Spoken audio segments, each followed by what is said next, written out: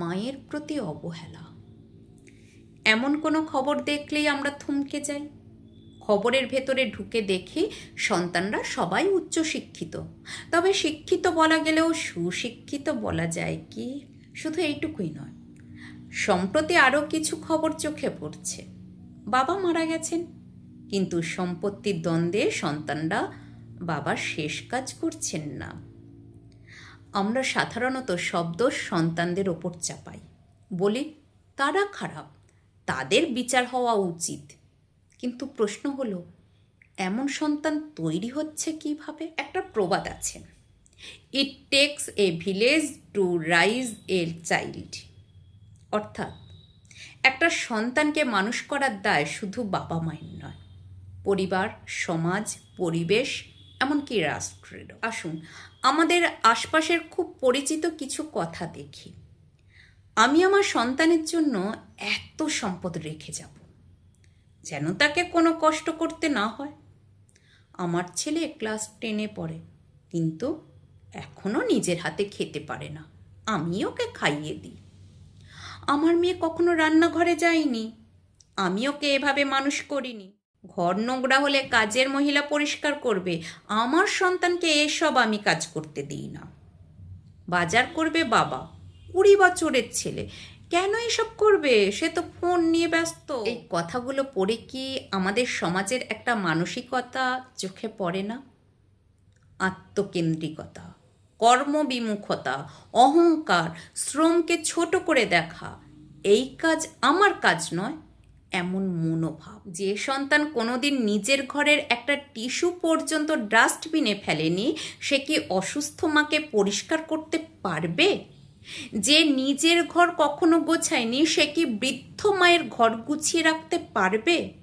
যে সন্তানকে সারা জীবন শেখানো হয়েছে তুমি শুধু বড় হও, ভালো রেজাল্ট করো, আর কিছু লাগবে না, সে কেন একদিন বাবা মায়ের দায়িত্ব অনুভব করবে? যে সন্তান সারা জীবন শুধু পেয়েই গেছে, তাকে তো কখনো দেওয়া শেখানো হয়নি।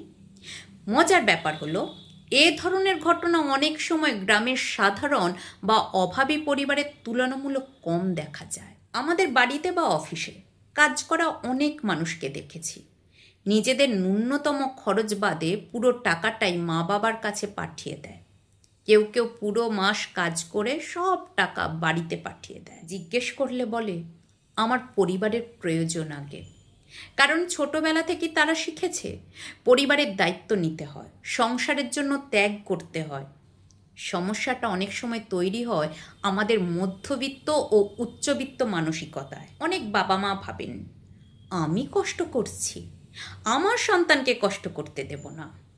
আবার কেউ ভাবেন, এত সম্পদ রেখে যাচ্ছি, ওর চিন্তা কি? কিন্তু এভাবে সন্তান দায়িত্ব নিতে শেখে না, সে শুধু ভোগ করতে শেখে। তারপর এক সময় বাবা মা বৃদ্ধ হন, অসুস্থ হন, কিন্তু তখন সন্তানের জীবনে নিজের পরিবার, নিজের ব্যস্ততা, নিজের স্বার্থ এগুলি বড় হয়ে যায়। কারণ তাকে তো কখনো শেখানো হয়নি একদিন তোমাকেও বাবা মায়ের পাশে দাঁড়াতে হবে। তবে এর সম্পূর্ণ বিপরীত দৃশ্যও আমি দেখেছি। কিছুদিন আগে এক 90 বছর বয়সী বৃদ্ধা হাসপাতালে ভর্তি ছিলেন, প্রচণ্ড ব্যথায় কষ্ট পাচ্ছিলেন।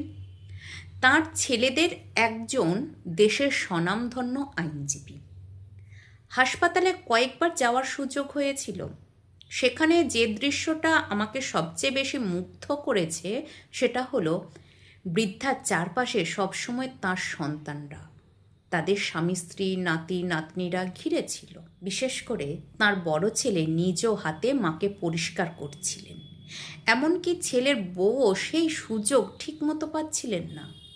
এই মা সত্যি রত্নগর্ভা মা, কারণ তিনি শুধু সন্তান জন্ম দেননি, মানুষও করতে পেরেছেন। অন্যদিকে যেসব খবর শুনে আমরা সন্তানদের ধিক্কার দিই, সেখানে শুধু সন্তান নয়, ব্যর্থ হয়েছে পুরো পরিবার, সমাজ, এমনকি আমাদের মূল্যবোধ।